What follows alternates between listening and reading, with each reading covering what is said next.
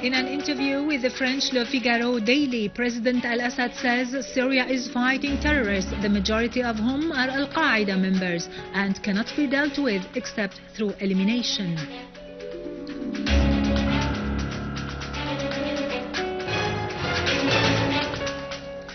Russia and Iran warn against the repercussions of an American military aggression on Syria. Our armed forces continue its achievements in combating terrorism across the country.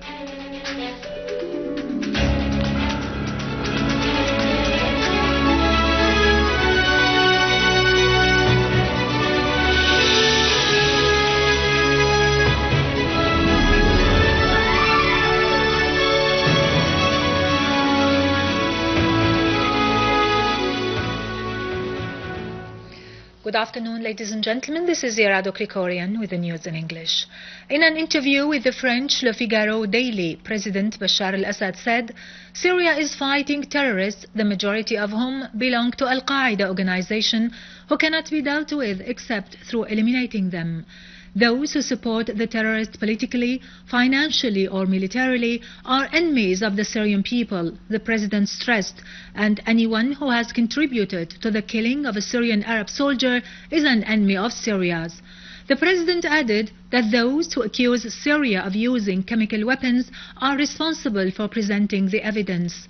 We challenged them to present one single proof for such accusation, but they have not. On the American aggression, Washington threatens to launch on Syria. President al-Assad said, "The strong is he who prevents the war, not who ignites it." He pointed out that chaos, wars and extremism will spread everywhere if such aggression occurs.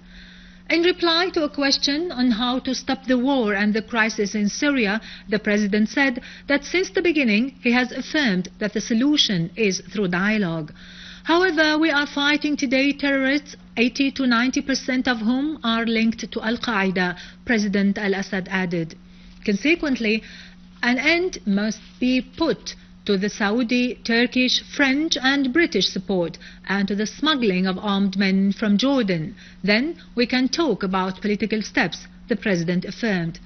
In reply to a question whether His Excellency would sacrifice his life for the sake of Syria, the President said, "There is no difference between a president and a citizen.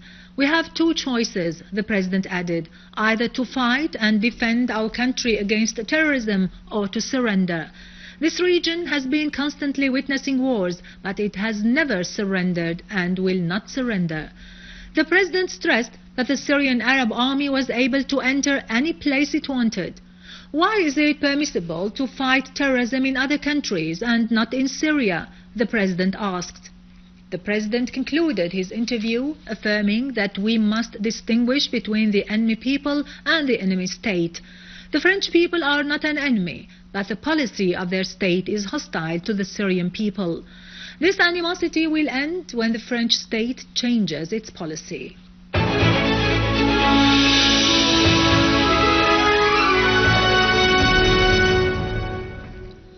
Head of the International Relations Committee at the Russian Duma Council, Alexei Pashkov, has warned against the repercussions of any U.S. aggression on Syria.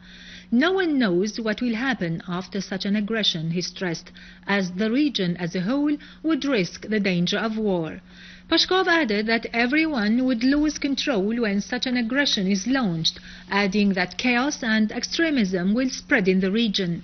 He pointed out that the U.S. redeployment of its aircraft carrier Nimitz and 4 other destroyers in the Red Sea shows its determination to start a military intervention in Syria.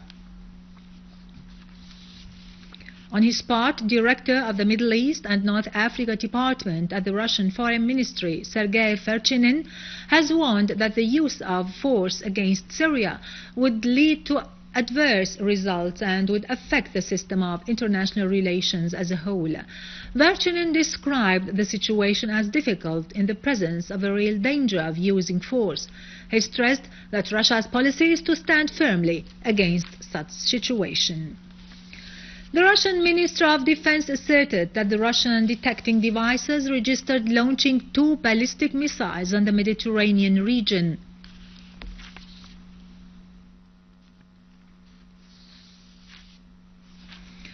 The Speaker of the Iranian Shura Council, Ali Larijani, has affirmed that the possible American military aggression on Syria will further expand the scope of the crisis, affirming that the only solution should be political. Larijani said, "Unreasonable countries in the region are paving the way for the U.S. fall in the swamp, and the Americans themselves have the willingness to do so." Larijani said, in case of a military attack against Syria, the war will move to other places as well.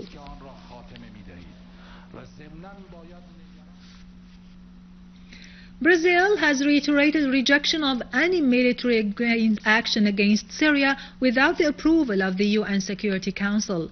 It stressed its opposition to foreign intervention in the internal affairs of other countries.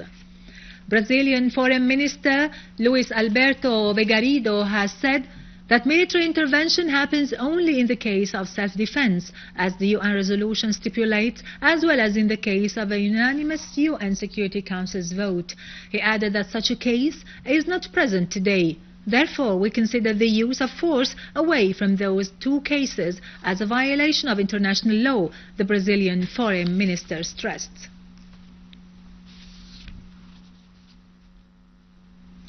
Czech President Miloš Zeman has reiterated his country's rejection of any American military strike on Syria, stressing that this would be in the interest of al-Qaeda terrorist organization.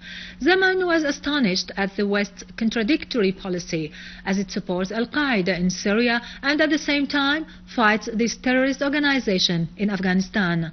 On his part, former Czech Foreign Minister Karl Schwarzenberg has warned against the repercussions of military intervention in Syria because it will render the terrorists stronger than the democratic and liberal forces in the region.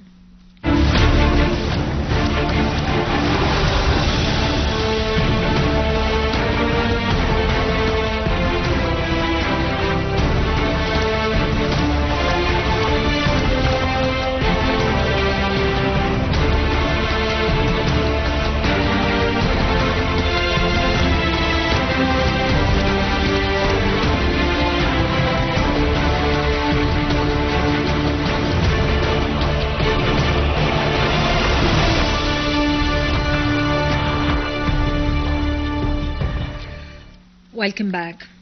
The army has seized a truck loaded with Turkish flour in the Schene in Palmyra's suburbs and captured the driver and all the terrorists in the truck. During a combing operation in the southern farms in Palmyra, our armed forces seized a terrorist warehouse full of ammunition, explosive devices, hand grenades, military uniforms and stolen medical tools. The army had tightened control of the southern farms in Palmyra last Thursday after eliminating the last terrorist gathering there.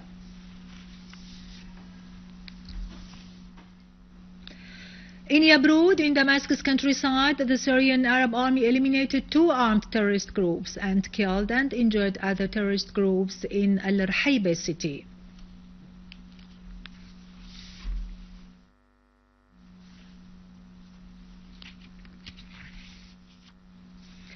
A terrorist group attacked al-Jibse gas line in al-Sfere area north of Deir Zor, which led to the explosion of the line and suspending the work of al-Jibse gas factory, which produces about 1.5 million cubic meters of gas every day.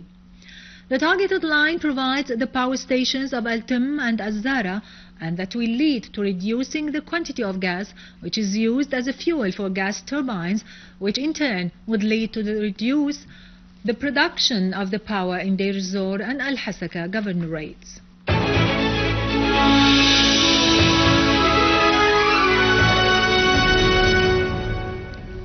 Finally, the Administrative Jurisdiction Court in Egypt ruled halting Al Jazeera live channel's transmission and closing its office because it threatens the Egyptian national security, since it works with no professional standards and it is not licensed to work in Egypt.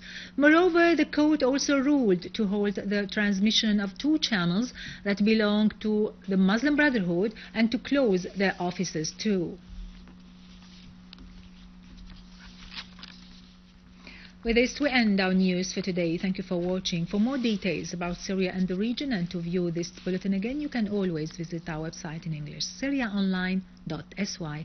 Now to latest business and market news with Nariman Qassam.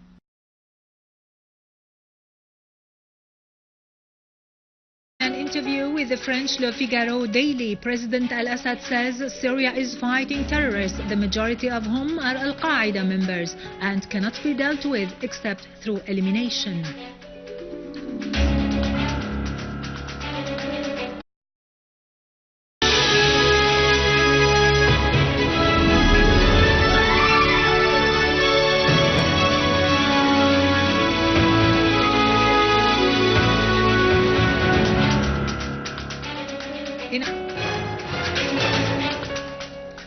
Russia and Iran warn against the repercussions of an American military aggression on Syria. Our armed forces continue its achievement.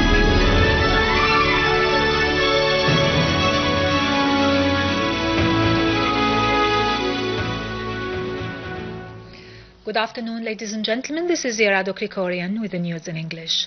In an interview with the French in combating terrorism across the country.